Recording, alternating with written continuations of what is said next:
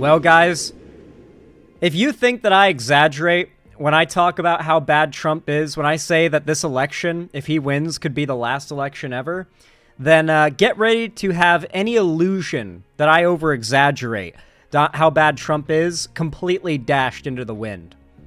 Trump goes full dictator with threat to turn the military on U.S. citizens. Donald Trump now wants to use military force against people who oppose him. With less than 30 days on the clock, Donald Trump's full attention is geared towards Election Day, but the specifics of his vision are veering onto dangerous territory. Speaking with Fox News' Maria Bartiromo on Sunday, the Republican presidential nominee claimed that the real Election Day issue is the enemy from within. As he said, "The enemy from within. I think the bigger problem is the enemy from within," Trump said, deflecting Bartiromo's baseless question that the Chinese immigrants in the country, or rapists as they said, would interfere in the outcome of the election. Quote, "Not even the people that have come in and destroying our country, by the way, totally destroying our country. We have some very bad people," Trump continued. "We have some sick people, radical left lunatics, and I think and it should be easily handled by, if necessary, by the National Guard, or if really necessary, by the military, because they can't let that happen." So Donald Trump seems to have started fumbling and looking for words to say because he got caught up in a question that was already a baby gloves question, and then accidentally admitted he wants to use the National Guard or military on people who he considers terrorists because they're on the left. They oppose him. Let's remember, you've got 50,000. Here, let me stop the music so this doesn't overpower it. Also, I should probably boost the volume here because this is quiet, man. Can I F11 that shit? Yes, I can. Chinese nationals in this country in the last couple of years. Yeah. You have people on the terrorist watch list, 350 in the last couple of years. You got, like you said, 13,000 murderers and 15,000 rapists. Right. What are you expecting? Joe Biden said. So this is not a thing. Like this rash of quote-unquote Chinese rapists and terrorists is not a thing. This is just a new anti-immigrant talking point. For those that don't know, immigration is one of the strongest points that Trump has. Whenever I bring up this data, I get people in chat who actively, like, it's so depressing to learn this is true. People in chat don't want to believe it and deny it. But over half of the country agrees with Trump's idea that we should have mass deportations of quote-unquote illegal aliens. We are closer to more of the country agreeing with mass deportations than with an open border. That is where the American people are right now. So it's why the Democrats have had to pander so much to like anti-immigrant sentiment in a way.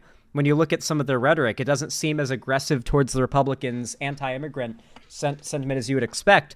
It's because the people want that anti-immigrant sentiment. You cannot win the election unless you are running on stricter immigration. Then again, though, here's the problem with that, though. It's not that simple.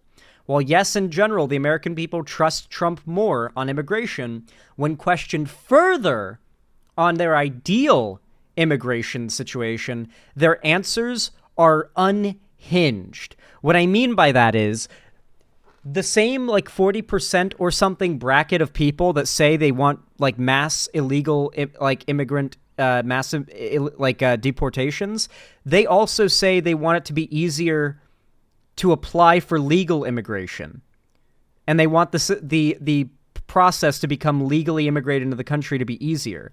So the American people have a very bizarre, in some cases very lenient against immigrants, and in some very harsh and in line with Trump list of beliefs. But in general, on the polling, they side and trust Trump more. And it's why Trump is heavily going to push on the immigration topic up until Election Day. And so now they've come up with, no doubt, a new Haitians eating dogs level conspiracy about China now, because what better combination of things for Trump to run on in the last month of the election? China and immigrants combined into one super conspiracy to ride him till the election. Let's see if it works. Said he doesn't think it's going to be a peaceful Election Day. Well, he doesn't have any idea what's happening in all fairness. He spends most of his day sleeping. I think the bigger problem is the enemy from within, not even the people that have come in and destroying our country. By the way, totally destroying the enemy our from country. within. The towns, the villages, they're being inundated. The towns and villages. I don't think they're the problem in terms of election day. I think the bigger problem are the people from within. We have some very bad people. We have some sick people, radical left lunatics. And I think they're and it should be very easily handled by, if necessary, by National Guard, or if really necessary, by the military, because they can't let that happen. When I say that we cannot let Trump get elected, and it's not a matter of, hey, well, my principled vote for the Green Party, it's that Trump is going to turn assault rifles on you if he gets elected. You may be executed by the National Guard or military. Who fucking knows? We'll see if they decide to follow orders or not if Trump gets elected, because these are things he's promising, and he has no re-election to worry about. It will truly be dealing with a Trump unleashed if he wins. I hope you guys who plan not to vote for Kamala Harris are excited for it, because that's what you want. Just a reminder, you're voting for more than just Trump. Yeah, you're voting for more than just to keep Trump out of office. You're voting also for the positive policies that Kamala Harris is running on. Don't forget that. Kamala Harris is also very accomplished in her time as vice president with Joe Biden, as is Joe Biden himself, and Kamala's policies are very, very good. I mean, we're literally dealing with the most pro-union, pro-working class administration in American history. I've gotten people in the comments who've gotten mad at me for saying that. Once again, I love when people get mad at me, and they're the thing they get mad at me for, like, blatantly reveals they don't follow, like, anything that the current administration is doing. When they get mad at me for saying things like the current administration has been more aggressive against climate change than any other, or more pro-union than any other, and it's like, no, they haven't. None of my favorite lefty figures have said that. You must be lying. It's like, okay, yeah. You're the type of person who I want to upset with my takes. Anyway, last week, Steve Bannon's temporary War Room substitute host, Natalie Winters, vowed that Trump's post-election retribution tour will involve prosecuting his enemies for treason, including some members of his former administration, such as retired U.S. Army General and former Joint Chief Chairman Mark Milley. For those that don't know, Mark Milley is the one who came out recently and said that Donald Trump is a fascist to the core and a danger to the country. Donald Trump recently said he wants to prosecute him for treason because he criticized Trump. Mind you, Trump ran in 2016 while simultaneously saying he's the free speech guy on the policy of making libel and slander laws stronger, such that it would be easier for him to sue people for accurately reporting the shit he says. Mind you, that is completely on the table. Also, hey guys, look what show is being advertised in the little side thing. Woo! Hell yeah. New episode went crazy. Anyway, and Trump himself has leveraged the authoritarian rhetoric before as well. Speaking with Fox News' Jeanine Pirro in September 2020, Trump warned that he would use force against Democrats if they chose to protest in the streets following his potential win on Election Day. That's right. If you protest Trump's getting elected, not pulling a Jan 6th, mind you, simply the First Amendment right to protest, which is you are allowed to protest the outcome of the election. There's nothing wrong with that. Even if you're a Trump supporter that is mad you lost, you're allowed to protest the outcome of the election. That is completely fine. Your right to do that is protected, and should be protected, and will be protected if that happens. But Trump is vowing to turn the military on people who protest his election.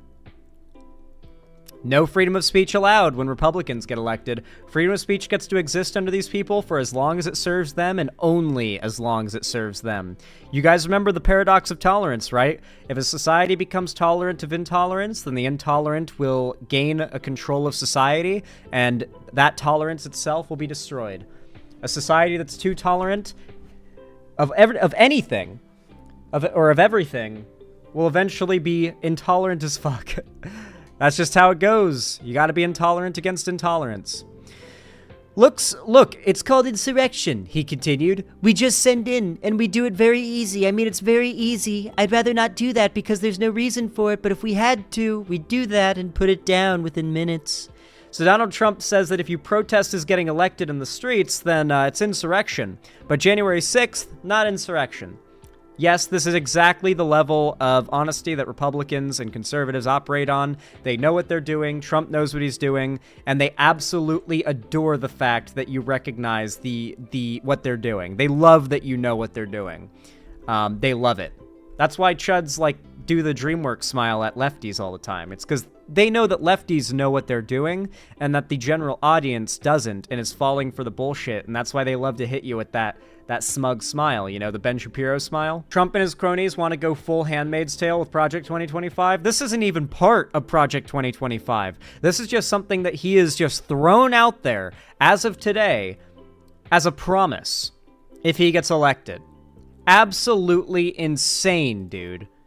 Absolutely fucking wild that this is where we're at. I think we might actually have a video here on this. Yeah, Trump suggests military action against enemy from within during Fox News interview. Yeah, the reaction to this has obviously been exactly what you expect. People are quite shocked. Harris is warning voters about a new phrase Donald Trump has been using to describe some of his fellow Americans. It's the enemy from within, all the scum that we have. So this is his new talking point, as you can tell. This is a whole different speech, too. The enemy from within is what he's now calling anyone who doesn't support him. He's literally running on, like, a day of the rope for all non-Trump supporters. That is genuinely where we're at. He is standing in front of a wall that says, deport illegals now. Text Trump. What, to, like, report the nearest suspected illegal? Have to deal with that hate our country. That's a bigger enemy than China and Russia. The enemy within. Trump used the phrase again in an interview with Fox News yesterday when he was asked whether he expects chaos. Like, the enemy from within thing is literally straight out of Hitler's handbook. Yeah, the Jewish backstabbing thing, right? Like, the Jews are in our country, they're destroying it from within. Literally Hitler's playbook. It really is wild how effective everything about the Nazi Party's rise to power is in America, even in the modern day. And that's like completely putting aside the fact that Americans would elect Hitler's ghost if they knew for a fact that he would make gas like $2 a gallon cheaper forever. Like, they would do that in an instant, in a heartbeat. Landslide Hitler ghost victory. On election day from outside agitators. I think the bigger problem is the enemy from within, not even the people that have come in and destroying our country. By the way, totally destroying our country. The towns, the villages, they're being inundated. The villages. But I don't think they're the problem in terms of election day. To be fair, he literally means the place called the Villages in Florida. That's literally Trump country. Like 98% Trump supporters in that giant gated community that's literally the size of a city. The problem are the people from within. We have some very bad people. We have some sick people, radical left lunatics. It should be very easily handled by, if necessary, by National Guard, or if really necessary, by the military. All right, our panel is back. Matt Gorman, he's saying that these people should be handled by the National Guard or the military. I think we've learned a lot about whether or not we should believe Trump when he says things, which is to say he is to be believed. We're at the point where he's. Who remembers when Trump was going to be sworn in? He had won, and we were waiting for his inauguration. And there was this time where people who did not like Trump were talking about how awful his presidency could be. And you had, like, the centrists, the reasonable centrists saying, well, let's give him a chance. Let's see how he does. How bad can it possibly be? And then COVID happened. A situation that now there's really no doubt among, like, any of the experts that Trump was one of the worst handlers of the pandemic of any world leader on the planet.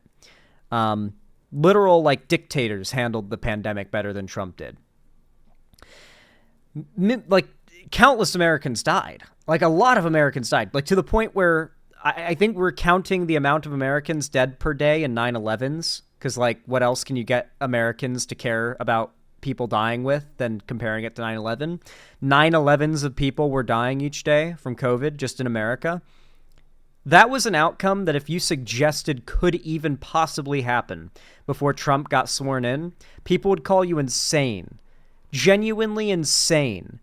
The left was actually kind of expecting how bad a Trump presidency would be. Like, the left was actually underwhelmed, or like, you could actually argue overwhelmed, and like, did not expect Trump to be as bad as he really was. But all the while, the expectations of how bad he was, despite being so much less bad than how bad he ended up being, were constantly called crazy back then.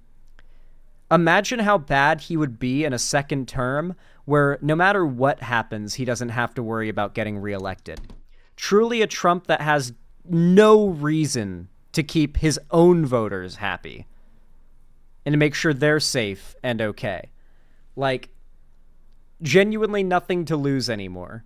It's a scary thought. He's saying, I'm going to use the National Guard and the military to take my political enemies out of the country? I didn't take it like that, because I watched the clip, and they also referenced Biden's comments about Biden worrying it not being a peaceful transfer of power. And earlier in the clip, Trump referenced that too. The way I took it was that, obviously, as we know, there are riots in the wake of 2020. There's also riots on Inauguration Day, much smaller scale in D.C. in 2017. I took it as National Guard and military putting those down and controlling those, which I'm totally fine with. I wish that would have been happening on January 6th. That's how I took it, because the clip was a little broader in terms of post-election day and referencing Biden's comments on that. Is that how you took it? No. And I think that's funny to watch the Trump surrogates twist themselves into pretzels. I'm not talking about you specifically, but we're going to watch them all twist themselves and say a version of what you're saying. I think people know what his character is, and this is to be expected. I don't think he's saying anything that he doesn't believe to be true and that he wouldn't actually do if... I love that, yeah. Immediately getting called out for his attempt to say Trump's just playing 5D chess here. This has been the defenses of Trump since like 2015, 2014, of like, oh, you got to understand, with Trump, you can't actually take what he says seriously. You got to understand, when he says something really awful and blatantly the case, you have to understand what he really means is something he totally didn't say that's actually okay. And it's only okay, we only treat Trump like this because he's Trump, but if Biden, like, misspeaks, then it's the end of the world, you know? Like, it's that kind of situation with these people. Like, Trump saying something stupid or, like, dropping the mask is 5D chess, or you're just misinterpreting him, and if he didn't mean it, but if he did, then he meant it this way, and if he didn't, then he's actually correct, and if he wasn't, then it's actually understandable why he'd be incorrect, and if it's not, then there's always just the goalpost moves and moves. If he could do it.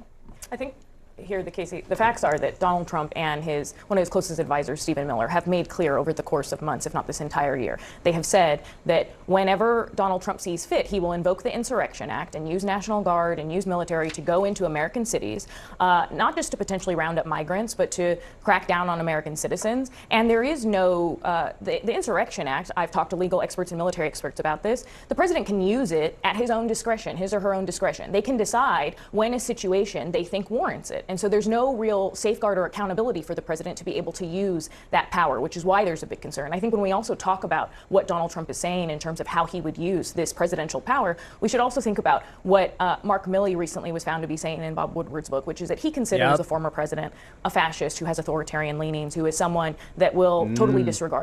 A fascist to the core and the greatest danger to this country was the exact quote. It stuck with me because it's just so well worded and so to the point. I love it. The rule of law when it comes to using the military or the National Guard against American citizens or migrants. Well, I will say, Alex, when you look at what the Harris campaign is doing lately, if you watch, and again, it's always important to pay attention to what a campaign is actually spending money behind, they're doing negative ads on this.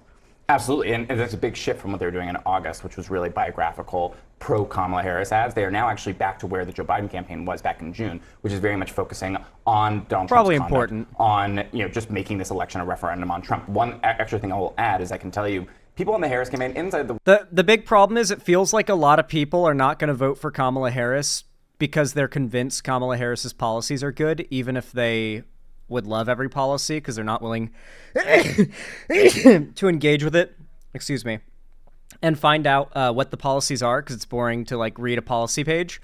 A lot of people that are going to vote for Kamala Harris that wouldn't have voted for Biden are going to vote for Kamala Harris because she's Kamala Harris. They're going to vote for her because she's not Trump and she's not Biden. So it is probably smart that we move away from the here's why Kamala Harris is so good thing, because it needs to be more about like, okay, here's why Trump is so bad, and even if you don't like Kamala Harris or think you like her, here's why you should just do everything you can to keep Trump out of office. Because, yeah, I feel like that is probably the best angle at this point, to be honest. Biden White House do actually have legitimate private fears of a Trump Justice Department going after them. If Trump were to win, there's a feeling that, you know, even if no charges come, that, you know, a lot of people are like looking at their bank accounts, being like, can I afford a big lawyer? There are some Republicans who also are afraid of that, by the way, like Republicans who have now endorsed Harris that are worried that if Trump were to win, he would potentially go after them. Yeah, J.D. Vance was out on the Sunday shows kind of trying to explain all of this. I mean, as he has found himself in this position. But here's what he tried to say about whether or not Donald Trump would prosecute his political opponents if he's reelected. Watch. Would Donald Trump go after his political opponents? He suggested that in the past.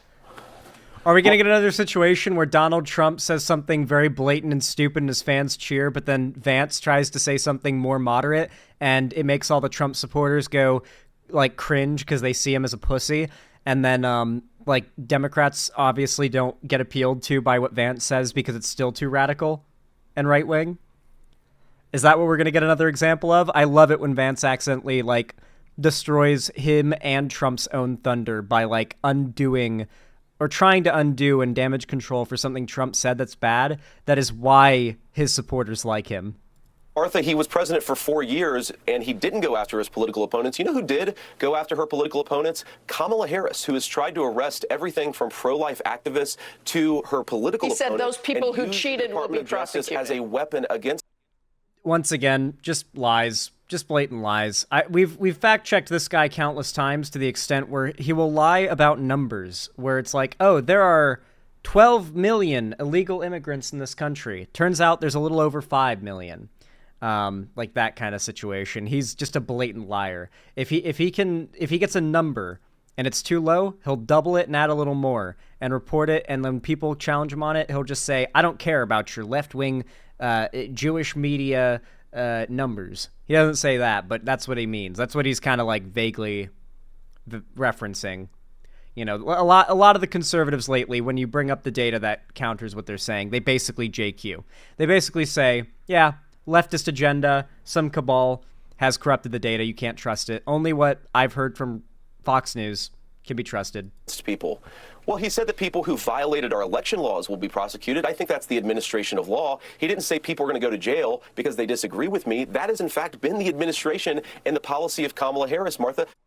He literally said that he will send the military and National Guard against anyone who protests his getting elected. Something that is completely not illegal, legal, literally constitutionally protected.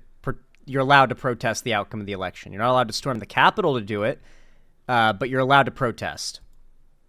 So, of course, he said there, Alex, that Trump was president for 4 years. He didn't go after his political opponents. The reporting that we know now from these books is that, well, it wasn't for lack of trying. It was because there were people in his government who said, you can't do that. Trump literally ran on lock her up. Trump ran on the idea that if he won, he was going to arrest Hillary and get her locked up. Didn't work because she didn't do anything that he could actually act on. It was all just like campaign bullshit. But he ran on the idea of imprisoning his political opponent in 2016. People were cheering for it. It's what people wanted. People liked that about him. And now they're trying to project that onto the left because everything that Trump does that they like, if the left did it, they would see it as, oh, another example of the left being evil, right? Because Trump is graded on a curve. Right, and it's completely ahistorical what he is saying. There's been tremendous amounts of reporting, not just in books. The New York Times had a piece also very recently that really went through. Also, you can just look at his Twitter feed from back then when he was calling on Jeff Sessions to prosecute X person, Y person, etc. So, you know, it just is not. I understand he's trying to do a political answer, but it's just not historically right. All right, with us now, senior political commentator and Democratic strategist Paul Begay. Yeah, that's all we probably need to see about it anyway. But yeah, like this whole situation really just goes to show how dangerous Trump's win will be. I don't know how else I can I don't know how else I can get across to you guys how big a deal it is that you go and you vote for Kamala Harris. Vote early if you can, too. Please, vote early if you can. The earlier you vote, the more likely you are to have your votes actually count, you know?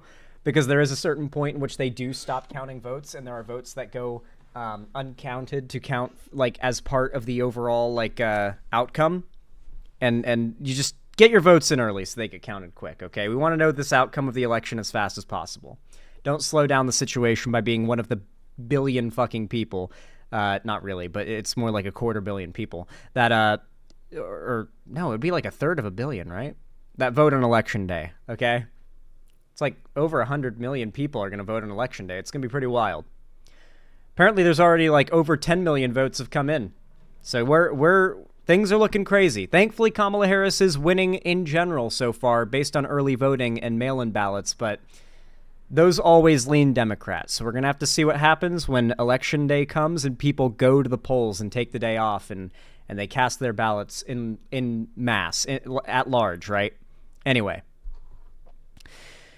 If you enjoyed this segment, found it fun or entertaining or educational, then please consider dropping a like. It really does help a lot. Every thumbs up boosts my content in the algorithm and helps new viewers see my stuff and potentially subscribe. It really does help a ton and means a lot. Consider commenting down below as well to kind of enhance that benefit too. And you can also subscribe and ring the bell icon to turn on all notifications so that YouTube tells you when I go live or upload a new video.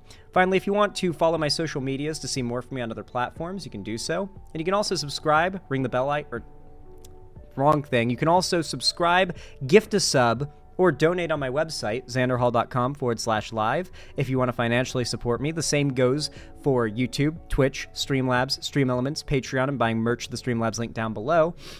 Oh my god, my nose is running. I hate it. And of course, you can also, if you want to, if you feel so inclined, join my fan Discord, totally free, link down below, main hub of my community, and I also announce all my new uploads and streams there, and I host game events, call-in streams, and watch parties. But with all that said, regardless of how you support me, whether you're just lurking, or you dropped a like, or you donated, thank you for watching. I hope to see you again. Have a good one.